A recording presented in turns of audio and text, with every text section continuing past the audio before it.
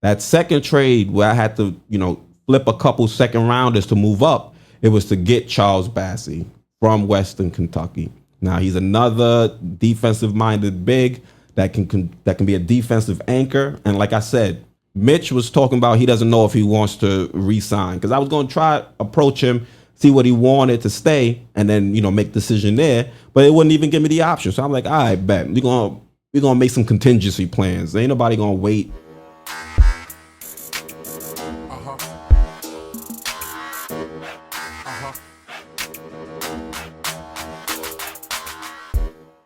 Hey, what's going on? Quis here from Sports Vibes TV, and I'm coming at you with another realistic rebuild. Now, in this rebuild, I'm going to be trying something different. I actually did it in 2K, and I'm going to show you some of the trades I had to make in order to acquire our point guard of the future.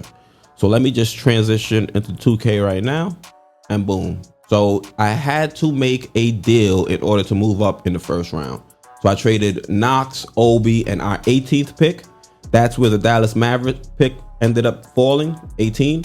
I traded those three pieces for the Timberwolves first pick, which is owned by the Warriors, and Harrison Barnes. How Harrison Barnes got back with the Warriors is beyond me, but whatever.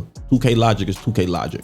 The other draft day trade I made, I had to trade 2 second round picks, one in 22 and one in 23, in order to acquire the Timberwolves second round pick in 21 and also the 76ers second round pick in 25. And you'll see why I had to do that a little bit later on. And also, as you can see, I got Harrison Barnes out of here. There's no way he was going to stay with that contract. I know some of y'all like him, but yeah, no, I can find better use for that money. So now let's actually get into the roster. So at point guard, the first player you're going to see is Derrick Rose. The Knicks, they traded a second round pick for him, and I'm expecting them to try to bring him back. And when I do these rebuilds, I want to try to do them kind of like in the mindset of what would Leon Rose and the front office do? What would Tibbs like to see his team look like? And I feel like Derrick Rose is someone Tibbs has relied on, this season since he's been here. So I think he's going to try to re-sign him in the offseason. So we re-sign him, give him 12 mil. That's 3 mil less than what he's making currently. And we also have a player option if things work out well. Now, our point guard of the future, I was able to draft Jalen Suggs at 8. He fell to 8, and I'm playing the game, and I'm like, if I'm making a realistic rebuild, I'm pretty sure the Knicks are gonna try to move up to 8 if we have the opportunity and Jalen Suggs is there. So I said, all right, let me move like that, and we were able to acquire him in that same deal I told you earlier. And since I've been playing with this team, I like the way he's able to orchestrate the offense. Hopefully, if we were to get him, he could do something similar with us. Now, you're seeing George Hill. I brought George Hill because, Tibbs likes his veteran point guards. George Hill is a player that can kind of step in if Derrick Rose were to be injured. Derrick Rose has already missed time, whether that be for injuries or Rona protocols.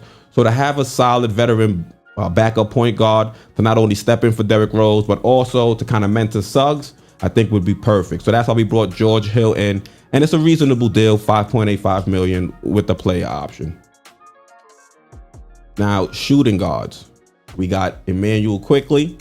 We're gonna elevate him into the starting lineup, see what happens. I believe he can be a piece at shooting guard. I think he could be the starter at shooting guard. We can still play him some time at point guard if we want to try to see how he can continue to develop as a point guard. But I think him working off ball with a facilitator like Suggs, I think would be perfect, especially as a young backcourt unit. I think that would work well. Now, James Bouknight, guard from UConn, I was able to snatch him up, second pick in the second round. I seen him there and I'm like, oh, I got to make that selection. So we've got him. He's going to be some instant offense off the bench. We messed up by not securing Miles Powell and allowing him to go over to the Bucks. So we're not going to make that mistake twice. We're going to actually draft Bouknight in the second round. That way we can have him under contract. And then once again, we've got the wily veteran, JJ Redick, a shooter. I don't expect him to play too many minutes, but if he's needed, he's there. He's another veteran that can put some of these players under his wing, be a mentor. So that's why we have JJ Redick. And he, once again, is on a reasonable deal, $3.59 million. Move over to small forward. We have RJ Barrett starting at the 3. Now, a lot of people, well, I won't say a lot, but there is a section of the fan base that doesn't think RJ should be playing too many minutes at the 3. They believe he should be a 2. Well, I mean, RJ has been pretty good this season. He's evolving as a young player in this league. He's becoming a problem. And he's played about 40% of his minutes at the 3. So we're going to allow him to continue to play at the 3 in this rebuild. And I think it'll be nice. I like the way we have the lineup set up with Suggs, Quick, and RJ. So backing him up, we're going to bring back Alec Burks. Alec Burks has been playing pretty good the last 5-6 games. I think he can be an even better piece on this team if he's not relied on so heavily. I think he'll be much more consistent if we're not expecting him to elevate his level of play and those around him regularly. So him coming off the bench with a much deeper team, I think would be beneficial. And I don't think I'm paying him nothing crazy. We brought him back on a 1-year deal, $8.5 million. And then we drafted Zayed Williams. Now remember, we have originally coming into the draft, we had 2 firsts. I traded 18 to move up to 8, but I still kept our 13th pick. So with the 13th pick, we're picking Zayed Williams. We're getting both our point guard of the future, and we're getting a wing that we can throw out there. He's a player that defensively can play defend multiple positions. He can also bring the ball up. His shooting percentages in college hasn't been great, but he does have the ability to knock down his shot. He's gonna have to bulk up, definitely as a wing, but he has the potential to develop into an elite wing. And I think at 13, we're addressing another major need for the Knicks, and I think that this was the pick to make.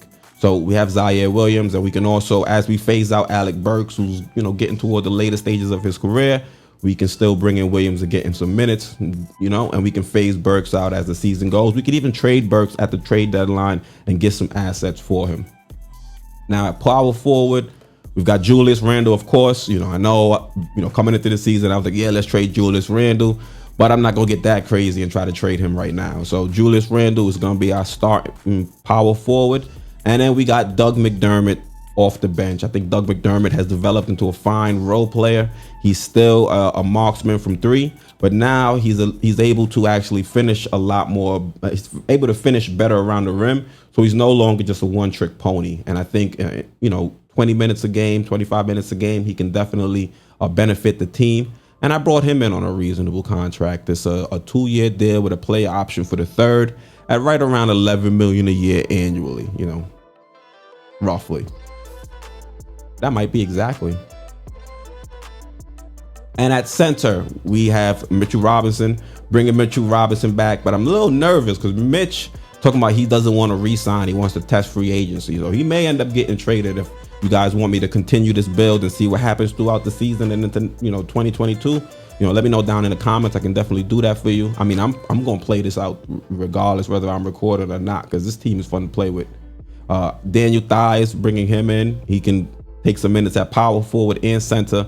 I kind of, didn't want to make this deal because, I ended up getting Yang, but I'm like, I don't want to renege on the deal. So we're going to bring him in. If anything, trade him at the trade deadline.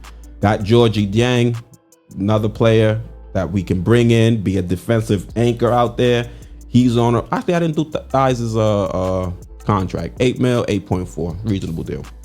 Brought in Yang, player that could be a defensive anchor, and also he can stretch and shoot the 3-pointer. So, well, he can do it this season.